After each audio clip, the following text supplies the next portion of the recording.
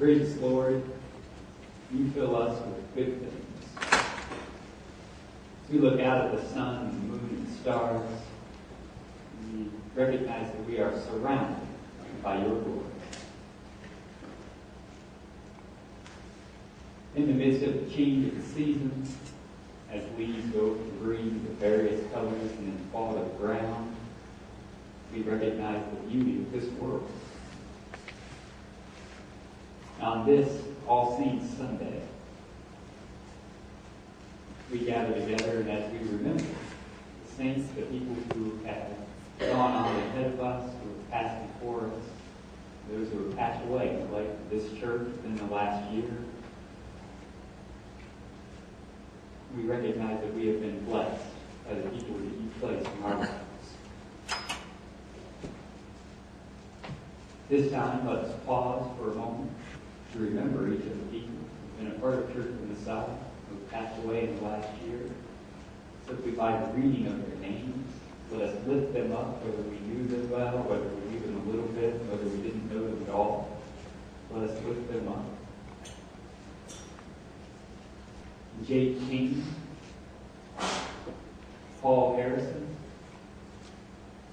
Ann Howard, Ellen Basham, Robert Kenny, Elizabeth Ann Hines, Ralph Belfus, Joanne Van Sant, Mary Evelyn Saltz, Glenn Eugene Meek, Fred Wright, Edna Smith,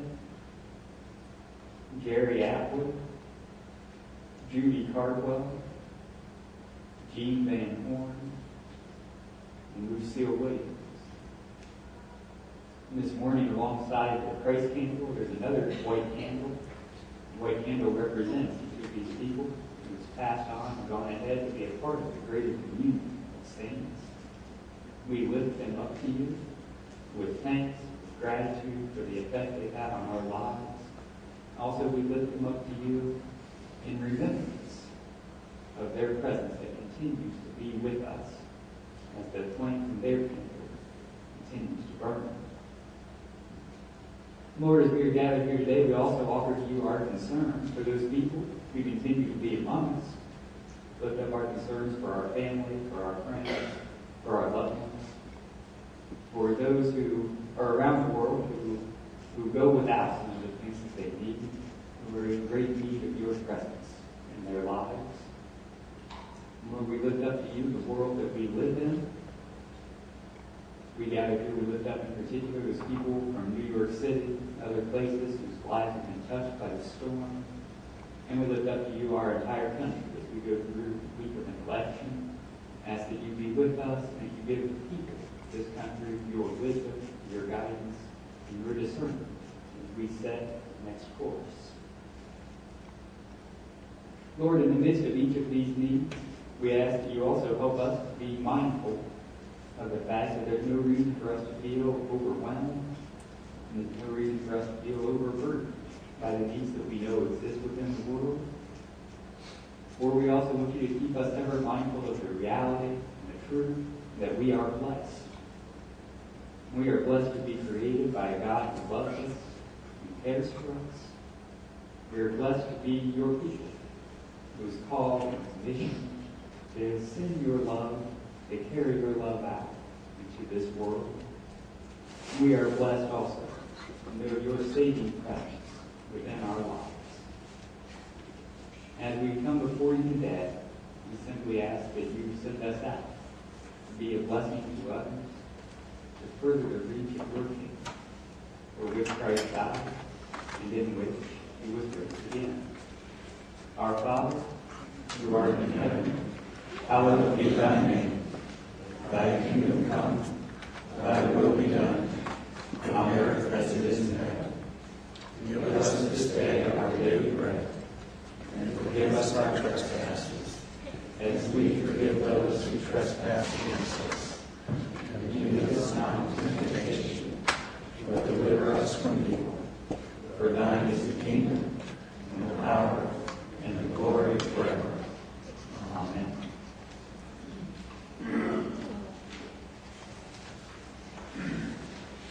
Bible passage this morning comes from the book of Acts. It comes from Acts chapter 2, verses 25 through 28.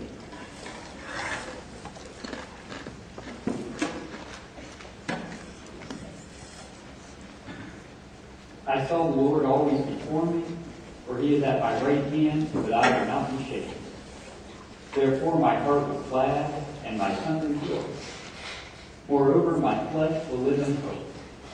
For you will not abandon my soul to Hades, or let your Holy One experience corruption.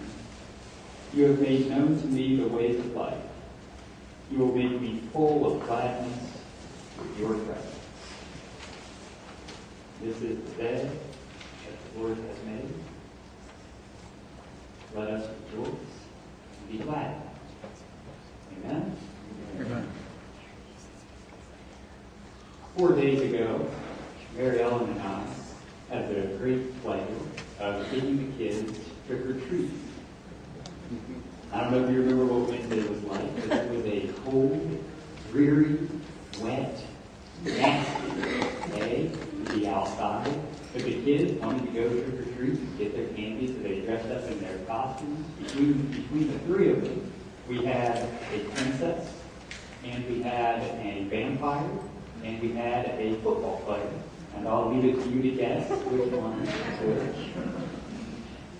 So we went out and we went trick-or-treat, and when we came back in, we had visitors that were there that evening. My mom and dad were there, and Mary Ellen's parents were also there. And so after we came in from trick-or-treating, we were able to have hot chocolate together. And we sat down in the living room with everybody in there. We watched the Bigfoot movie that the kids and Mary Ellen and I had made about a month ago. Now that Halloween is over, it is time already for us to be getting ready for Thanksgiving. And everybody say, what? Thanksgiving is only 2.5 weeks away. The weeks to come are a time of the year when people pause to be thankful for how blessed we truly are. And we are blessed. We are blessed to live in a universe that is infinitely more vast and complex and beautiful than we usually give it credit for on a day-to-day basis. We are blessed to live on a planet, on a world that is just the right distance and just the right angle from the sun to support such abundant life. Our region of the earth tilts and moves just far enough for leaves to change colors and to fall. Our seasons change just enough for snow to fall on our heads during the winter time, and for flowers to bloom in the spring, and for everybody to hide indoors during the summer. When you think about it, we are also blessed by the people who are in our lives. Right now, the smart people in our lives are most of them are getting ready to go down to Florida for the next few months. Some of the people in our lives are people who live in other places around the continent, around the world, all year round. Some of the people in our lives are people who they live close to our hearts, even though they've already gone on to join the community. Amen? The one God who made the saints is the one God who welcomes them home, and the one God who offers each of us the gift of his salvation. There is no way to count the number of things we have to be thankful for. Every now and then, people become so filled with gratitude. The joy wells up inside and they burst forth with spontaneous praise. Our Bible passage today comes from the book of Acts.